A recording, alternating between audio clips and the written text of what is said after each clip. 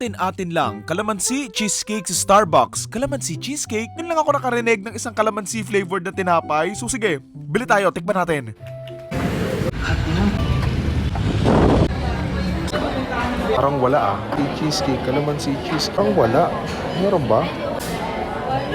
Parang wala eh. Sadly, wala yung kalamansi cheesecake sa branch na to. Pero gusto ko sanang itry sa ibang branch, pero tinatamad na ako eh. Ang init eh. Siguro I'll try na lang muna sa may online kung meron. Pero kung wala, tatry ko sa mga mas malalapit pang Starbucks dito sa amin. So sige, next! Okay, nakauwi na ako and ayun, sa online na nga lang ako bibili. Sa Starbucks sa may Roosevelt Avenue branch, and ayan, kalamansi cheesecake. Mahal lang niya per slice, 305. Pero sige, bilhin na natin. 185 pala kasama delivery fee. Aray! Pag ito lasang tinapay na nilagyan mo lang ng kalamansi sa ibabaw, yari kayo sa akin Starbucks. Doon na tayo. Let's go! Okay, malapit na dumating! Sino yun, sir? Ay, thank you sir, thank you. Salamat sir. Yan, dumating na nga yung kalamansi cheesecake. Tikman na natin. Kudos by the way doon sa nag-deliver. Isasama sana kita sa vlog. Kaso ayun, umuulan na eh. So yun, thank you sa'yo. Okay, buksan na natin to. Kaya lasa nito. Fairness naman palagi sa packaging nga ng SB. Maganda naman din. So ito para siyang burger. O, tignan natin ha. Uy, okay lang. Okay lang itsura niya. I mean, hindi naman sobrang tumba pa. Yung itsura niya, pakita ko nga sa inyo ng mas malapitan. Parang siyang leche flan yung itsura. Natin ng mas malaki para mas makita nyo. Ayan o. Kung titignan mo yung mismong cake, ayan. Oh, ang lambot niya tignan. Parang siyang tokwa, ganun. Parang ito pa lang yung first time na makakatikim ako ng tinapay or pastries na kalamansi flavor. Mali kasi mga kalamansi, di ba ano yan? Pansit canton, or mga ulam, ganun. I'm curious on this one kung ano yung lasa nito kasi nga sabi nung sa Reddit masarap daw. So, tikman natin. Curious din ako kung ano tong nasa taas na to na parang, ano yan? Siyang ewan. At na nga lang natin sa mangkok kasi ang hirap kainin dito sa karton eh.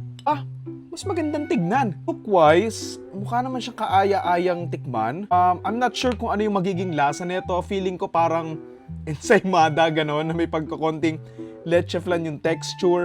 Pero naiintriga ako doon sa mismong kung tinapay ba yan. Kasi nga, kakaiba yung itsura nyo. Parang siyang pinong-pino. Anyway, ang daming satsat. Tikman na natin. Let's go. Okay? Nuha ko talaga lahat mula dito, sa gitna, at sa pinakailalim. Let's go. Ay, may rubber pa pala yung ipin ko. Ayun. Ito talaga, tikman na natin.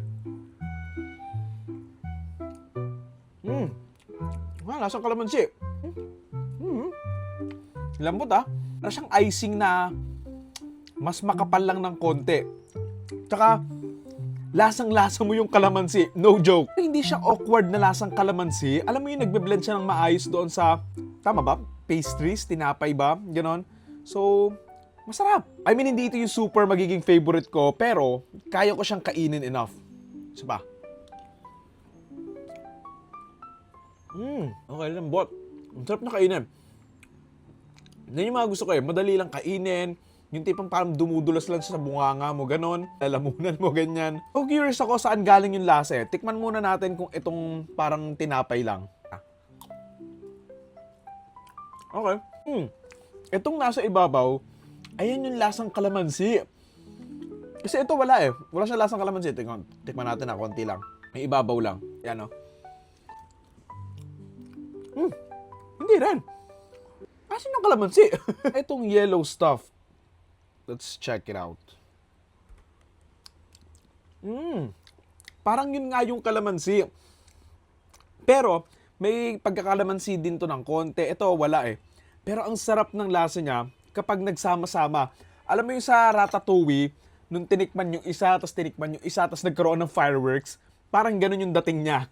Siguro hindi ko to uubusin kasi parang masarap pa siya kainin na mamayang gabi. Pero yon, titikim pa ako ng konti pa. Okay, last bite ko na to. Sarap. No wonder, laging ubos to. Kasi, wala. Masarap siya eh. So ayun, Starbucks kalamansi cheesecake, and yun, lulunok. Tingin ko it's not for everyone, pero ayun, masarap yung pagkakalasa ng kalamansi na hindi pala siya awkward na i-combine bilang dessert ganon. So yun lang, masarap naman. Thank you.